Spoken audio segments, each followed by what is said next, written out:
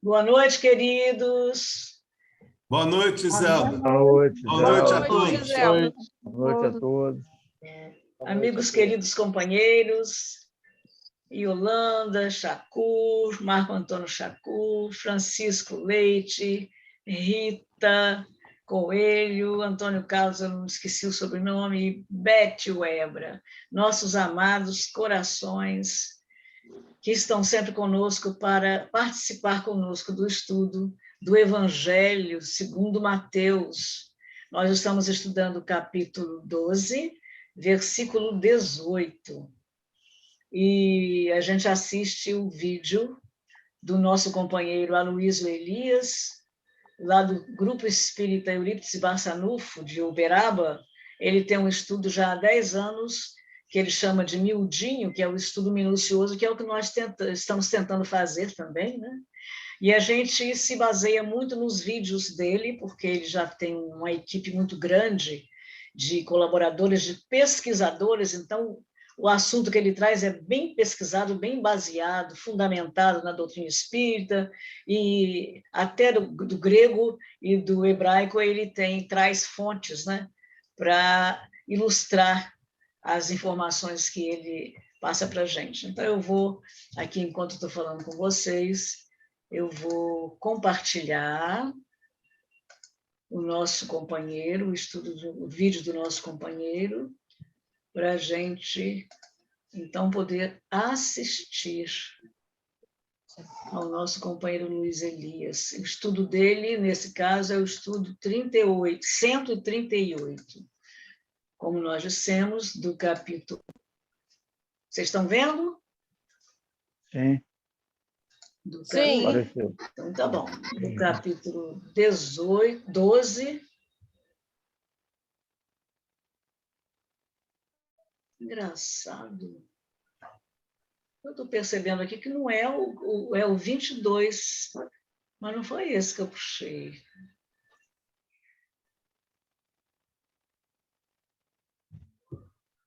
Espera aí um pouquinho, gente. Deixa eu voltar aqui. Acho que ele está aqui embaixo, não? A sua direita embaixo. Ele está muito pequenininho, não sei se dá para enxergar. Ah, por aí. É o 138 que você quer colocar, Gisela? O estudo... Não é 138, é 134. Pois é, eu puxei errado. Ah, o 134, né? É 134. Deixa eu ver se está por aqui. De repente... Deixa eu ver, reproduzir todos. Coloca aí no pesquisar. Hashtag 134 Luiz Elias. Aí você acerta em cima. É verdade. Engraçado, eu tive a impressão que eu tinha puxado o 134. Está aqui ele, ó. Acho que na hora de clicar eu cliquei errado. Está aqui ele. É esse aí.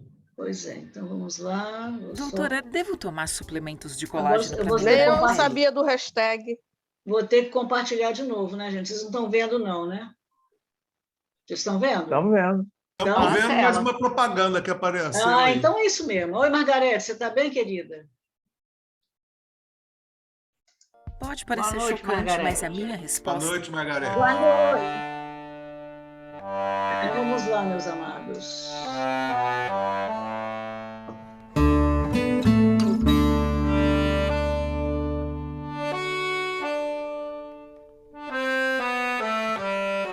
Deixa eu falar, tem algumas coisas que o Aloysio Elias vai falar, não sei nem se vai dar para a gente assistir hoje, se vai ser na continuação que a gente vai assistir ao vivo, né? Vai estar lá presencialmente e em casa as pessoas vão participar também virtualmente. Mas tem umas colocações de Aloysio Elias que não estão erradas, muito pelo contrário, elas estão absolutamente corretas. Mas eu acho que essas colocações dele, para o momento atual, a gente ainda está com muita, vamos dizer, muitas imperfeições. É o futuro da gente. Claro que é o futuro, é a nossa evolução que vai permitir que a gente pense como ele vai falar.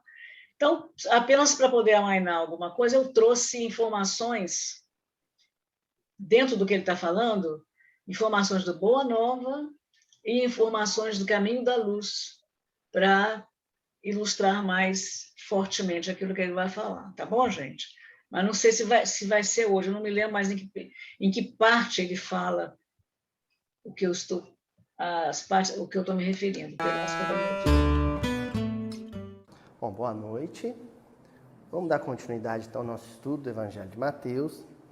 Nós estamos naquela passagem do Evangelho de Mateus posterior ao embate com os fariseus, com um grupo de fariseus, em que Jesus vai explorar um trecho do livro de Isaías, que é uma coisa que aconteceu muitas vezes na história do Colégio Apostólico, na fundação do edifício cristão na Terra, né?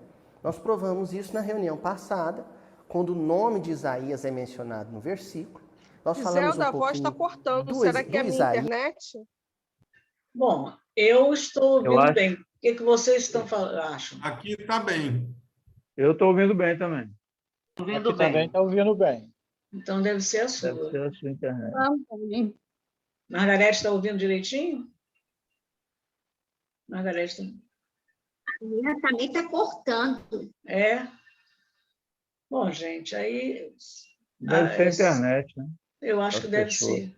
Vamos prosseguir aqui, porque eu estou ouvindo. E Yolanda está ouvindo, o Chacur está ouvindo. Vamos Também. prosseguir. Também. Não, tudo bem. Vamos embora, vamos tocar. Isaías em si, Yeshayahu, né, o profeta Isaías. Falamos Melhorou. do livro de Isaías, do Então tá corpo teológico do livro, né, do tema central do livro, que é a consolação e a promessa messiânica, a promessa da vinda do Messias. E mencionamos como na literatura do Chico, esse profeta ele tem um espaço, um lugar especial. Tanto no livro Paulo e Estevão, era o profeta de cabeceira, né? do querido Estevão, né? Do mártir Estevão. De cabeceira mesmo, porque ele menciona Isaías durante um estado febril, no leito de enfermidade na casa do caminho. E depois mencionamos como esse profeta é recorrente no livro Jesus no Lar, do Neio Lúcius, né? Neio Lúcio, né? O Quinéio Lúcius. A gente mencionou 3 capítulos, na verdade, em que o estudo que se realizava, o culto do Evangelho no lar, que se realizava na casa de Pedro, que curiosamente não tinha o livro Evangelho, mas sim passagens do Velho Testamento, em 3 reuniões pontuais, Jesus e os discípulos estudaram um texto de Isaías. O próprio capítulo 50, que é o último capítulo do livro, em oração, é um capítulo que se dá em torno de um trecho do livro de Isaías. Então é um profeta paradigmático, ele é referência. Deixa eu dar uma paradinha aqui, só para lembrar que hoje é a data de nascimento do Chico Xavier. Ele nasceu 2 de abril de 1910. Só para trazer essa lembrançazinha. No entendimento do Evangelho. É um profeta que viveu em torno de 300 anos antes da vinda de Jesus, mas cuja a obra mediúnica, né, um profeta ele deixa uma obra mediúnica, ela é fundamental para se entender a seguinte pergunta, Suadão: quem é Jesus? Essa é a questão. E para responder essa pergunta, quem é Jesus, 300 anos antes da vinda física de Jesus, da encarnação material de Jesus, o profeta Isaías e os adensadores da obra dele, né, uma obra coletiva composta ao longo de 300 anos, eles compuseram um tratado em torno de uma palavra. É um tratado teológico-filosófico em torno de uma palavra: esperança. Esperança. É disso que trata o livro de Isaías. Esperança. Esperança de que algo novo, algo melhor, algo benéfico, algo positivo seria erguido no lugar de alguma coisa negativa, rançosa, mofada, envelhecida, carcomida, que era o que estava. Que era o que estava em andamento. Gente, para se erguer algo novo no lugar de algo velho, o que tem que acontecer com aquilo que é de velho? Hein? Se você quer erguer um edifício novinho em folha, num terreno, e nesse terreno existe um edifício em ruínas, o que você tem que fazer com o edifício em ruínas? Demolir. Não tem outro jeito, tem, Sadel? Não tem outro jeito. Agora, nós não estamos falando de demolição física. Nós não estamos falando disso. Jesus, ele dinamitou muito mais do que com seu discurso. Sim, com a sua vida, o estilo de vida que estava em vigor na época. E Isaías anuncia isso. Ó, quando ele vier, ele vai propor uma vida, tia Adriana, e ele vai viver um estilo de vida, um modo de viver tão desafiador, tão impactante, que todas as estruturas do estilo de vida velho vão rachar e vir abaixo. É um processo lento que vai começar agora com a vinda dele, daqui 300 anos, está dizendo Isaías. Daqui 300 anos vai começar e vai prosseguir. Nós estamos em 2019, nesse curso de ano nós estamos em 2019, e esse processo eu ia dizer limpeza do terreno, mas não é bem isso. Esse processo de desagregação das estruturas envelhecidas, ele está em pleno curso, no seu momento mais crítico. No seu momento mais crítico. Olha só, gente, os nossos dias não são os dias da vitória do mal. São os dias da agonia do mal. Notem bem, não estou dizendo dos maus. Estou dizendo do mal. O mal agoniza. E como tudo que agoniza, grita. O mal nunca se enfureceu tanto. Sabe por que o mal está tão furioso? Porque ele está nos seus estertores.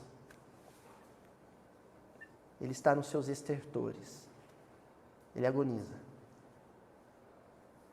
E o bem triunfa.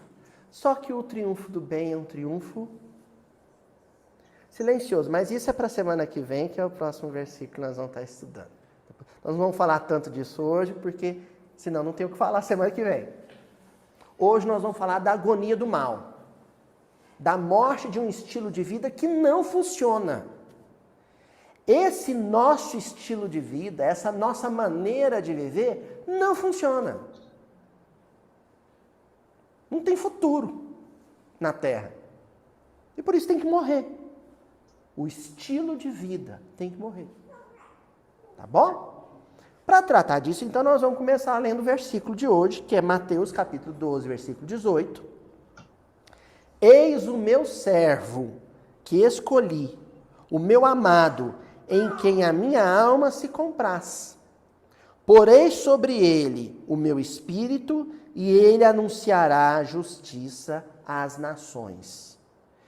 Quem tiver aí em mãos, em casa, na internet ou aqui, o Evangelho, a tradução do Haroldo, por exemplo, vai perceber que esse versículo está em itálico. Quem teve acesso a ele antes percebeu isso, né? Que ele está em itálico. Por quê? Essa fala é uma citação. Na estrutura bíblica, quando tem uma citação do Velho Testamento, ela aparece em itálico. Se fosse um texto acadêmico convencional, estaria com recurso, com recuo, né? Não é assim? As normas da ABNT, para mostrar que é uma citação. No caso da estrutura bíblica clássica, quando tem referência ao Velho Testamento, aparece itálico. Ou seja, Jesus aqui, ele está citando Isaías. Não é Jesus quem diz isso, é Isaías. Isso é referência ao capítulo 42 do livro de Isaías, os versículos iniciais do capítulo 42. Ele vai passar a citar agora o versículo 1, 2. E, se não me engano, 3 também. 1, 2 e 3, se não me falha a memória. Tá certo? Então, isso aqui é uma citação de Isaías. E é justamente uma citação de um trecho do livro de Isaías que é conhecido como o Cântico do Servo do Senhor, ou o Canto do Servo do Senhor. É Deus se dirigindo ao seu servo, ao seu ungido. E aqui servo com S maiúsculo. O seu ungido, o seu eleito, o seu escolhido. Então, de toda a comunidade, toda a coletividade vinculada ao planeta Terra por laços de amor, e nós não estamos aqui fazendo alusão a qualquer tipo de exclusividade em relação a Jesus, nós não temos a exclusividade de Jesus. Ele não é exclusivo nosso. Eu acredito mesmo, já tenho essa convicção, de que ele se divide entre várias casas planetárias como tutor. Mas com todas elas ele tem um vínculo afetivo especial, na condição de tutor, de padrinho. Tá certo? Ou seja, ele não coordena apenas a Terra. Ele coordena outros planetas. Segundo a gente soube, um dos planetas do orbe um dos orbes do sistema solar de Capela, de onde a maioria de nós veio, era um planeta dirigido por Jesus também, coordenado, né? Porque, inclusive, Emmanuel fala no Caminho da Luz que a Terra era muito semelhante às suas condições de vida ao planeta de onde vieram os espíritos exilados. Semelhante por quê? Porque é a mesma pessoa que plasmou o planeta, então, normalmente a pessoa tem aqueles projetos aquele estilo, né, de projeto, aquele estilo de elaboração de formas e tudo mais. Então, achei interessante isso, ele comprovar, que eu já ouvi outras informações, o Haroldo também já disse que Jesus não é governador de apenas um planeta, mas de outros também. Agora, você imagina, quanto mais a gente sabe disso, quanto mais informação a gente tem a respeito, mais a gente respeita a elevação de Jesus. A gente entende, porque para manter um planeta já não deve ser fácil, manter um planeta com sua vida, com seus habitantes, com as suas energias, né? Manter o equilíbrio do planeta. Imagina de vários. Olha que espírito mais elevado, muito mais do que a gente supõe, né? A gente não tem ideia mesmo. É muito pálida a ideia que a gente tem sobre... Fala, Chacu.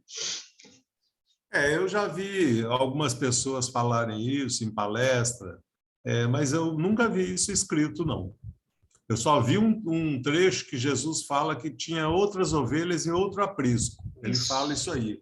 Mas nos livros espíritas, até hoje eu não vi isso com clareza, falando que o que você acabou de falar aí, não. Escrito, pelo menos, eu também não vi, não. Só informação de como essas pessoas conseguiram essa informação, seria interessante saber, né? O que eu imagino, Gisela, daí a imaginação é achismo, né? É que os cristos, eles têm o mesmo tipo de raciocínio, porque eles estão sob a governabilidade de Deus. Eles são a expressão do desejo de Deus. Então, às vezes, o que um Cristo fala, o outro fala a mesma coisa. Então, não dá para ter essa certeza, ao meu ver, né? Porque é um negócio que a gente não tem condições de falar, porque nós não temos condições nem de falar do bom espírito, que dirá do espírito puro. É verdade, é verdade. São informações que a gente tem que deixar mais para frente para poder ter uma coerência, né? Isso, exatamente. Uma confirmação. Deixar stand-by. Oi, Margarete, é o que, netinho? Garotinho bonitinho, hein? É o meu netinho, fala seu nome para ele. Arthur, né? Arthur. Muito prazer, Arthur. Que seja muito bem-vindo no nosso estudo. Está falando muito prazer. Olá, gente. Tá escutando. Olha, gente, que gracinha. Boa noite, Arthur. Olá, está falando lá. É o Rei Arthur. Boa noite, Arthur. Seja muito bem-vindo ao nosso estudo. Que Deus te abençoe. Agora está no telefone.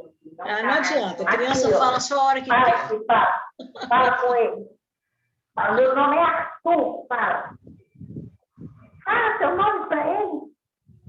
Deixa Não Margarida. Fala, Arthur. Oh, meu Deus, não precisa falar, não. Ah, não tem problema Tá não. vexado. Hã? Ele é muito lindo. Quem é? Aqui é o Giselda. Hã? Beijo. Quer falar? É Deus. Eu sou sem. Espera aí, meu amor. Tira a mão aqui. É Deus. Olha, ele é o professor. Você não vai falar o nome, não? Sim. Tá bom. Pode ser. Você não quer falar, não. Essa criança fala quando quer, não tem jeito. É, meu professor. É. Onde é? É o tio da avó, é o tio da avó. Lá do teu lado. Deixa eu colocar aqui, gente, para a gente prosseguir. Ele está lá na tela.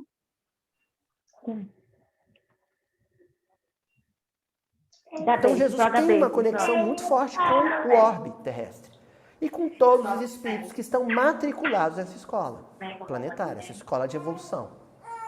Tá certo? Vamos lá terminar dia. Então, nessa coletividade, existe um espírito em especial que é o responsável por todo avanço espiritual de quem esteja aqui matriculado. Ele tem um compromisso conosco. E esse compromisso, às vezes, nós não vamos compreender. As medidas tomadas, as decisões governamentais, as ações desse governante, muitas vezes, nós não vamos compreender. Com certeza. Porque, ao contrário dos governos do mundo, ele não tem compromisso com a transitoriedade. Ele tem compromisso com a eternidade. Notem bem, eu não disse imortalidade, que é diferente. Imortal é alguma coisa que nasce e nunca morre. O eterno é aquilo que sempre existiu. Do que eu estou falando? Não. Deus. Compromisso de Jesus é com Deus. Ele estabeleceu com Deus um vínculo, um contrato. Olha, Cristo, é o título, Cristo. Eles, esse povão aí, ó, são seus. Eu quero que você traga eles até mim. Essa é a função desse grande pastor da humanidade. Conduzir a coletividade humana até os braços de Deus. Esse é o compromisso. O que ele vai ter que fazer para isso, a gente às vezes não vai entender. Tá bom? Não vai mesmo. Então, para a gente entender, começar a entender esse compromisso de Jesus, o que está sendo anunciado por Isaías, nós vamos circular aqui duas palavrinhas. Nós vamos trabalhar com elas em conjunto, em combo, a reunião inteira, que é justiça e nações. Justiça e nações. E aí, para isso, nós vamos ter que entender como esses termos são explorados por Isaías em todo o livro. Notem bem, quando eu digo Isaías, eu estou falando do autor primevo, do profeta em si, mas também dos adensadores. Daqueles gênios inspirados que ao longo de 300 anos ajudaram Isaías a adensar sua obra, mesmo depois de desencarnado. Aliás, pensemos, se a obra continua sendo adensada e reestruturada após o desencarne de Isaías, quem que do mundo espiritual coordenou esse processo? Isaías. Então ele sempre foi o autor da obra. Ele só precisou, depois de desencarnado, de médiuns que trabalhassem para ele. no adensamento dessa obra. Então, todas as vezes que algum copista lá na Mesopotâmia, lá no Egito, né, em alguma comunidade judaica, reestruturava o texto, adensava ele com algum elemento, tirava alguma coisa que não estava legal, ele estava fazendo isso sob a inspiração do autor principal. E isso que eu estou falando sobre o livro de Isaías vale também para Mateus, viu, gente? Que é uma obra que também, a princípio, sai das mãos de Mateus, mas que depois passa alguns séculos, 2, 3 séculos, sendo reestruturada, sob a inspiração do autor. Ele é responsável por ela, mas tem uma equipe de médiuns. Entendeu? Bom, o Isaías, então, ele vai ter esses 2 temas, justiça e nações, recorrentes na sua obra. Justiça do entendimento do Velho Testamento não é isso que a gente chama de justiça quando fala do STF, quando fala da Constituição, quando fala do Código Penal. Não é isso. É outra perspectiva. A palavra de Sedeque, justiça, de onde vem o de Sedaquim, o justo, os justos, ela se refere a um processo de deslocamento, de peregrinação, de avanço em linhas retas. Em linhas retas.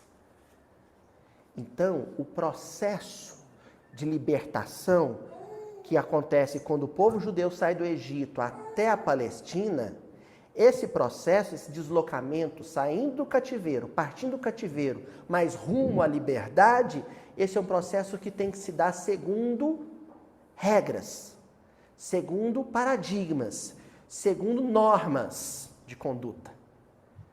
Essas normas, elas constituem 2 linhas paralelas uma à outra. 2 linhas. Vamos pensar em 2 linhas? Formando um caminho, formando uma estrada. Uma linha é a da ética, é a do caráter, é a da decência, é a da honestidade. A outra linha, paralela a essa, ou seja, tem que estar juntinhas, é a da misericórdia, é a da compaixão, é a da ternura, é a da brandura, é a da amabilidade.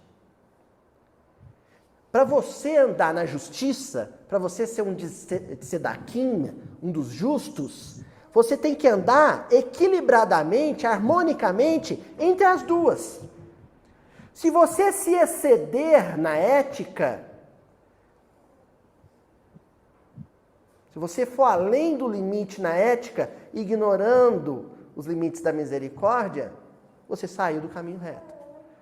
Se você se excede na ternura e na amabilidade, se esquecendo da ética, você se excedeu no caminho reto. Você saiu do caminho reto.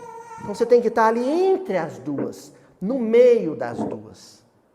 Se movimentando sempre em sentido progressivo entre uma e outra.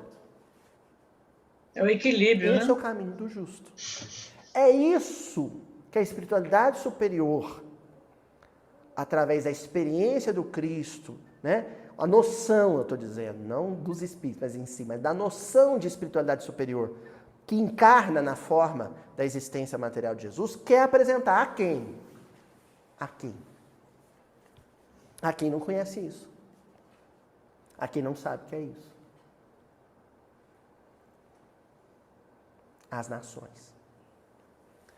Detalhe. Uma tradução possível para nações aqui, tanto no versículo quanto nos outros versículos que nós vamos explorar, é gentios.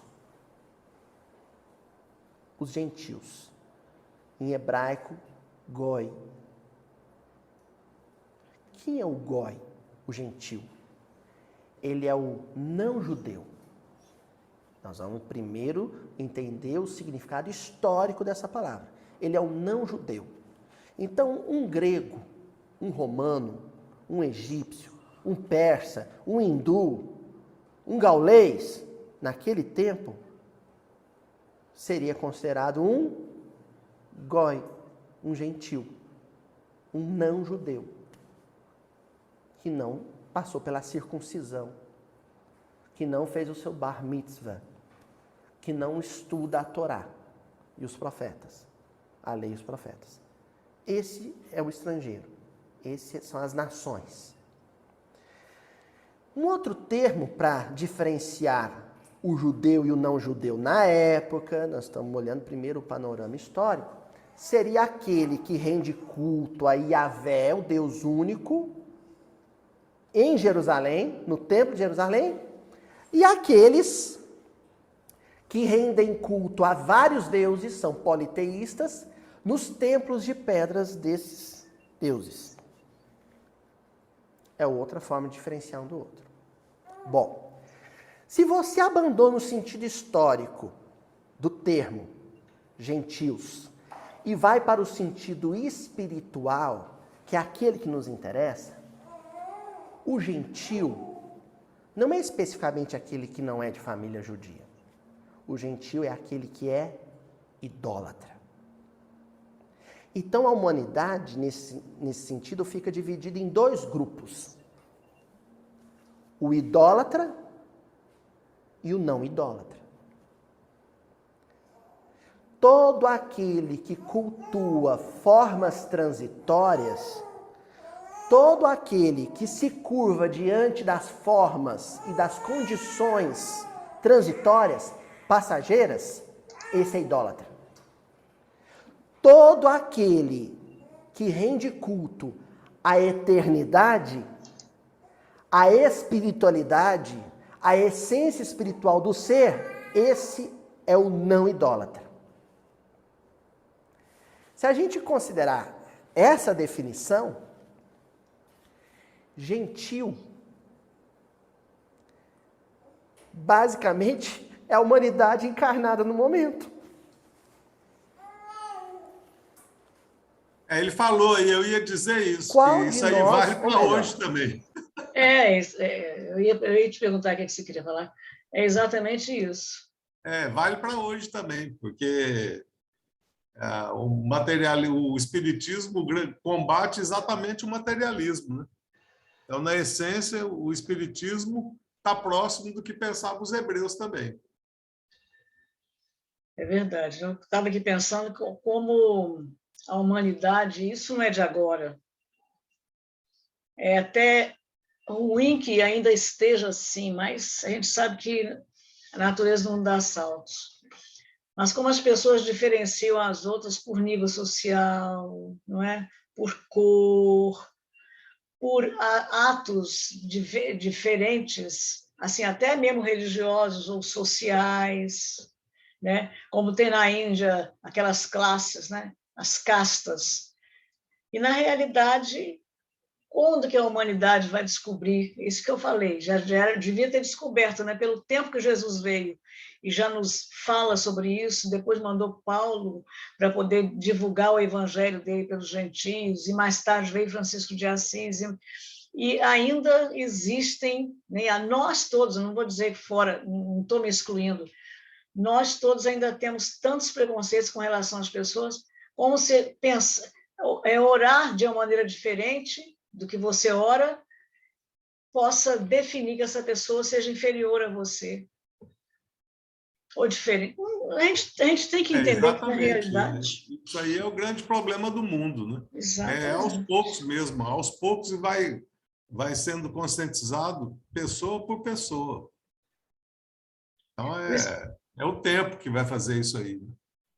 Por isso que eu estava vendo esses dias, falando que a Finlândia foi considerado o país mais feliz, né? Mais tranquilo. E o Brasil está em 26º. Eu falei, gente, achei que o Brasil fosse mais, os brasileiros fossem mais alegres. Mas também, ultimamente, é tanto problema que tem passado, tanto, né, dificuldade. Aí eu falei, o que traz a alegria do povo, de modo geral? Não é uma regra, mas, nesse caso, é o salário tranquilo, a pessoa não tem um problema, o Estado... Não quero aqui fazer qualquer tipo de crítica, mas apenas citar, né? O Estado provê à população em todas as suas necessidades, ninguém passa de fome, toda a cidade é toda organizada, tudo com esgoto, com eletricidade, com água, é tudo tão perfeito que para que a pessoa vai ser infeliz? Não tem As nem... instituições funcionam satisfatoriamente, né? Exatamente. Mas, ao mesmo tempo, não sei se é o caso da Finlândia, mas seria o caso, por exemplo, o caso da Suécia, que eu já ouvi falar. Quando a coisa é muito assim, a pessoa até se cansa de tanta perfeição, e por isso que há um índice de suicídio muito grande, porque não tem nada mais para você conquistar, está tudo à sua mão. Mas é isso tudo que você falou ainda é muito à sua mão da parte material, né? Isso aí que é o grande problema. Pois é o conforto, é o bem-estar, que não faz com que a pessoa... Nos países subdesenvolvidos, ou em desenvolvimento, as pessoas têm que lutar. Você pode você vai atrás, você vai ajudar, você tem uma creche. Nesses países, o próprio Estado provê todas as dificuldades. Não tem você nem para ajudar, só se você for ajudar espiritualmente, porque materialmente não há necessidade. Todo mundo tem tudo que precisa. É nesse ponto aí mesmo é que falta para eles, né? Isso. A visão espiritual da vida, né? É. Porque Exatamente a de material eles já conquistaram e vivem muito bem. Então, quer dizer, nesses países, infelizmente, tanto a eutanásia como o aborto, como é que se diz? O aborto, o índice de suicídio. Por quê? Porque não tem essa visão espiritual, deixa quem? É tudo muito livre, né? Muito aberto, muito tranquilo, sem regras para obedecer. Todo mundo precisa de regras, né? Você viu no início desse vídeo o que ele falou? Que Jesus veio destruir o modo que as pessoas pensavam e tudo, né? Está tudo abaixo, né? Deixa o Antônio Carlos falar aí. Aí o material se perde, né? Porque o ressoar da dor de um não vai permitir que o outro que está completo com o materialismo seja feliz.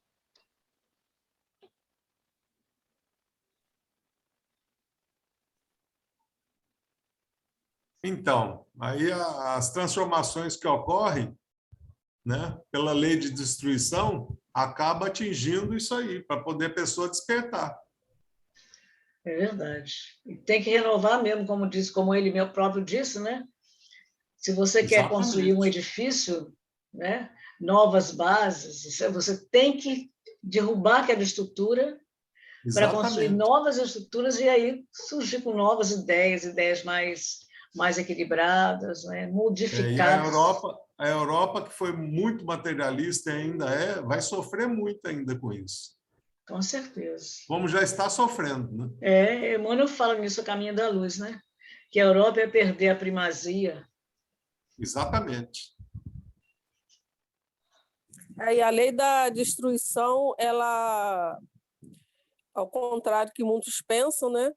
Ela ajuda no progresso. Com certeza.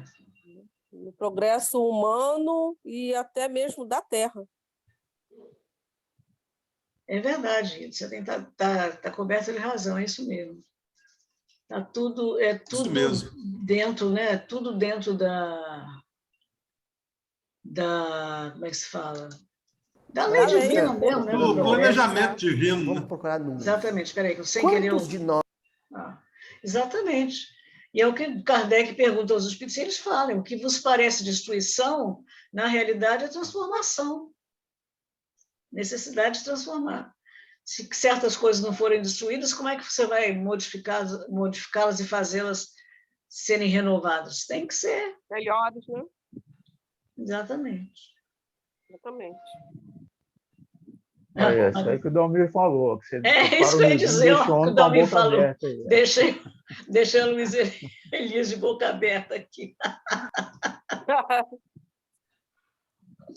Nós, encarnados, não rendem culto às formas e títulos transitórios do mundo.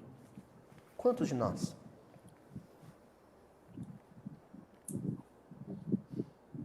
Quantos? Vamos inverter a pergunta. Quantos de nós, em algum momento da vida, se curvou diante de algum tesouro do mundo?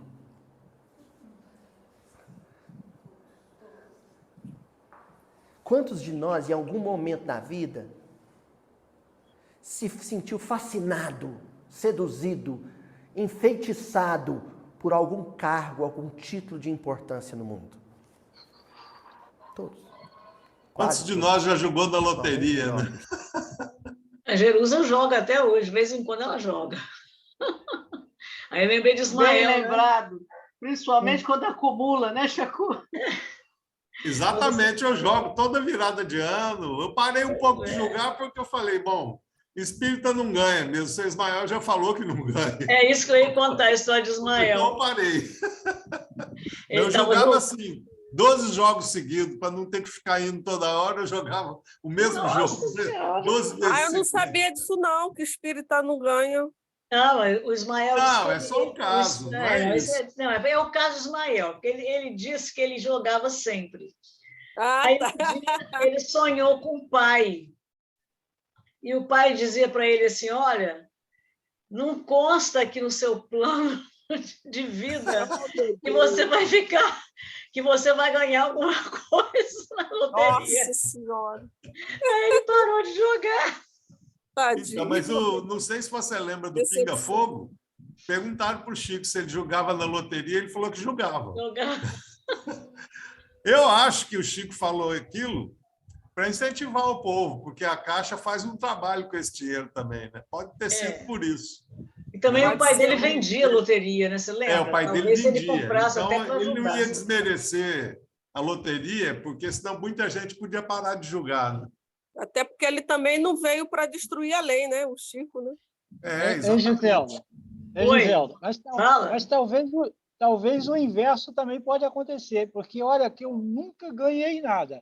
Outro dia eu fui na reunião espírita e ganhei o livro. Viu? Viu, Antônio Carlos?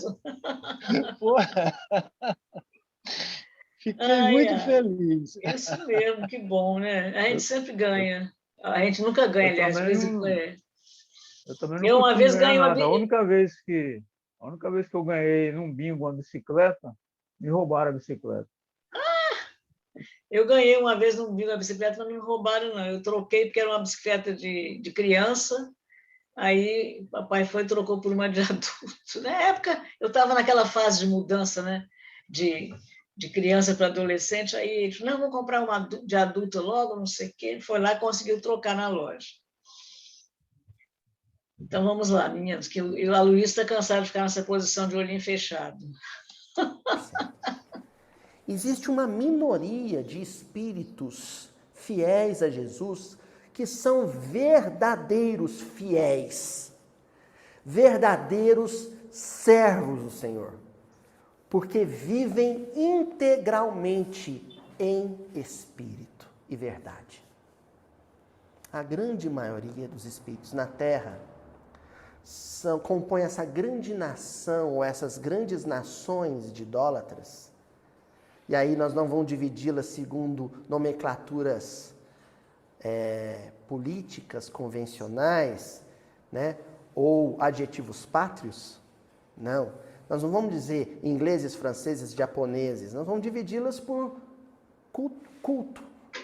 Aqueles que cultuam a política, aqueles que cultuam o dinheiro, que muitas vezes é quase a mesma coisa, aqueles que cultuam o sexo, aqueles que cultuam a beleza do corpo, aqueles que cultuam a fama, aqueles que cultuam a violência. E aí vão se dividindo em nações. A nação dos vaidosos, a nação dos orgulhosos, a nação dos ambiciosos, a nação dos levianos. Sim. Para essas nações de idólatras, Isaías está anunciando que será necessário que o servo de Deus, o Messias de Deus, apresente a noção de justiça, de retidão, de equilíbrio entre duas forças, que essas nações quase desconhecem: a ética e a misericórdia.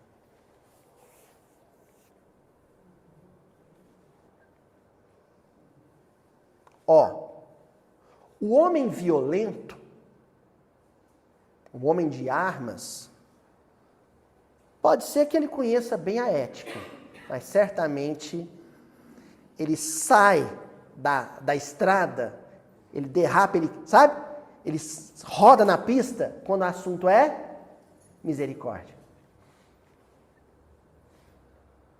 O sujeito com a vida promíscua, pode ser que ele seja um de coração generoso, que conheça plenamente a misericórdia. Mas, frequentemente, ele roda na pista, ele sai para o acostamento quando o assunto é retidão e caráter. A gente tem que procurar o equilíbrio entre isso. Isso é justiça. Isso está sendo... Todo o esforço da espiritualidade superior, do Cristo, é no sentido de apresentar isso para nós. Nós, que ainda temos muito de gentilidade, muito de idolatria, muito de culto a deuses humanos transitórios, de pedra, que desmoronam, sabe? Que esfarelam nas nossas mãos. Querem ver só um negócio? Essa parte do livro de Isaías, nós comentamos essa semana passada, que vai tratar mais especificamente do trabalho do Messias, da missão do Messias, começa no capítulo 40 do livro de Isaías. E lá no capítulo 40, no versículo 17, Isaías diz assim: todas as nações são como nada diante dele. Não passam de coisa vã e irreal.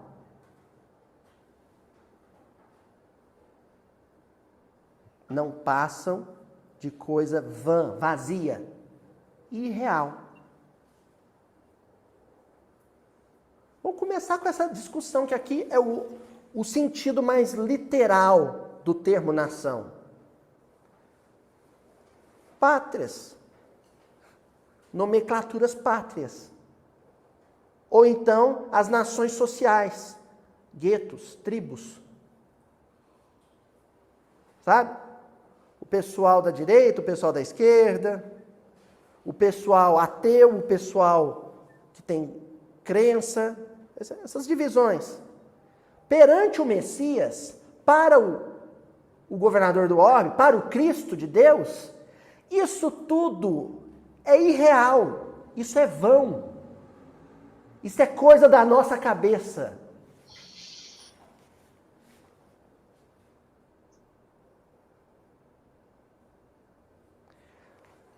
Imagine there's no country. It's easy if you try. Quem falou isso? John Lennon.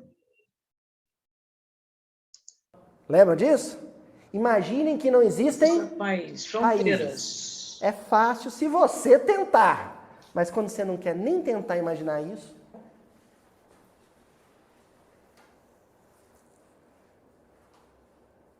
sabe o que eu estou querendo dizer, gente? Eu não, aliás. O Isaías, ele está dizendo assim para o povo brasileiro: Jesus não cantaria o hino nacional de vocês. Pátria amada Brasil. O que é Brasil para Jesus? Fala para mim, gente. Para Jesus, existe Brasil, Japão, Alemanha, Suécia? Isso existe para Jesus? Isso não existe nem para Ismael. Esse é um ponto que eu ia colocar para vocês. Ele está certíssimo, não discordo dele. Mas Jesus trouxe o evangelho para essas plagas. Com o nome de Brasil, com o nome, seja de que nome fosse. E ele trouxe, falou com Eliú: Eliú, onde fica? Né? Obviamente que isso aí é uma licença poética, Jesus, né? É um símbolo, porque Jesus sabia de tudo. Se ele criou a terra, né? Onde fica, aqui nessa região, aquelas terras de onde se vê a cruz? Ele não fala com essas palavras, na minha cruz. E aí Eliú fala: fica mais para o sul, Senhor. E quando ele vem e traz Jesus, e Jesus vê esse país deslumbrante, essas matas maravilhosas, essa natureza. E ele então falou: vou transferir o meu evangelho, a árvore do meu evangelho para essa terra. E aí tem uma série de coisas, está chegando a hora, que eu coloquei no PowerPoint, só para a gente recordar um pouco, ou quem não leu ainda, ver como é que é lindo essa parte de Jesus com Eliú e depois com Ismael, falando sobre o Brasil, sobre o objetivo, né, o destino do Brasil. Então, realmente ele tem razão. Para Jesus não existe povo melhor nem povo pior. Para ele são todos filhos, né, irmãos menores dele, são todos ovelhas do seu redil. Mas para nós ainda inferiores, que ainda não alcançamos essa concepção de não existir fronteiras, nós ainda precisamos de uma referência. Todo povo terrestre, eu acho que ainda necessita de uma referência. É óbvio que não se deve fazer dessa referência um motivo de escândalo, vamos dizer assim, né?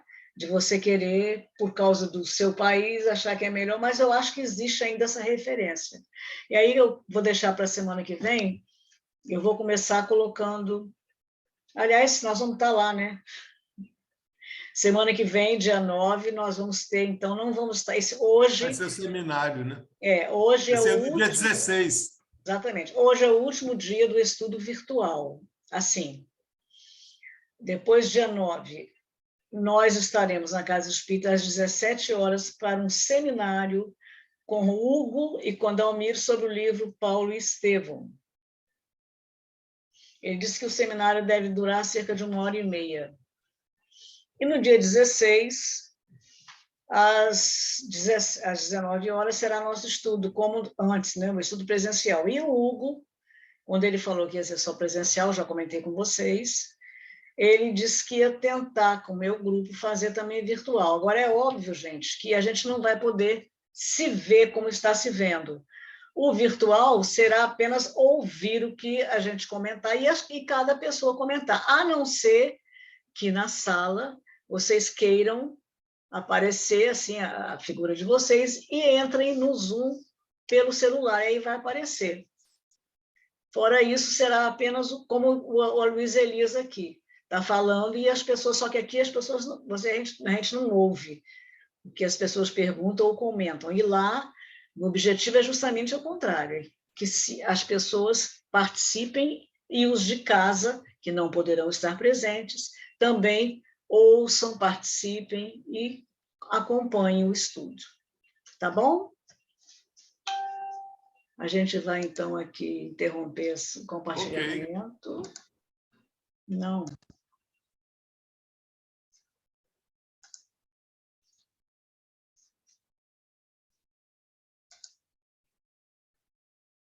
Então, oh, meu Deus, toda hora meu mouse está com um probleminha, ele dá uma escorregada. E vamos, então, encerrar a nossa reunião. Que hora que vai ser, Gisele? Vai ser 19 horas. O nosso estudo é o mesmo horário.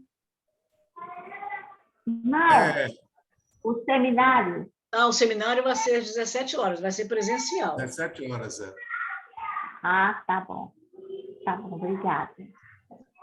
O seminário vai ser presencial. O estudo vai ser dia 16, né, às 19 horas, aí vai ser presencial e virtual.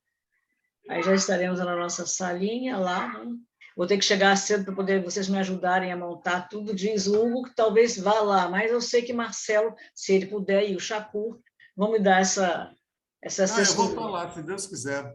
Eu já até verifiquei a TV lá, daquela sala que a gente estudava. Lá mesmo. Está do mesmo jeito, cabo HDMI, é só ligar no computador. Tem que levar aquela pecinha, eu tenho que levar aquela pecinha. Você tem que levar sua pecinha lá para ligar o cabo HDMI. E aí você pode entrar no Zoom e quem estiver presente fica fora do Zoom, mas aí quem está longe ouve o que você está falando. E você pode jogar a sua tela do seu notebook na TV. Isso eu sei. Mostra. Então, aí você vai estar no Zoom, quem está na sala vê a TV, as pessoas que estão fora, mas não vai estar participando diretamente. Aí a sugestão é assim, alguém da sala fizer alguma pergunta, você repetir para quem está longe. Ah, sim, com certeza. Agora, se tiver comentário, a pessoa sente perto e fala. Chega mais perto e fala. Acho que vai dar, sim, dá para a gente ouvir. Você tem aquela caixinha? Tenho.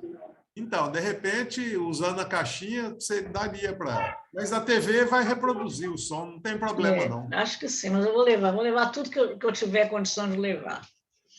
Gente, muito obrigada por vocês estarem aqui conosco, pela presença. Eu que agradeço. Participação de todos. E a gente se vê. Quem não estiver lá no dia 9, se vê no dia 16, ou se ouve no dia... Bom, vocês vão me ver de qualquer maneira. E se alguém quiser participar, entrando no celular, né, pelo Zoom, a gente vai ver lá. Tá bom, gente? Beijo para todos. Bom domingo. A gente faz a prece em seguida. Você também, querida. Muita luz nos corações. Boa noite. A gente faz a prece em seguida. Boa noite. Beijo no coração. Beijo para todos. Beijo. Com Deus. Obrigada.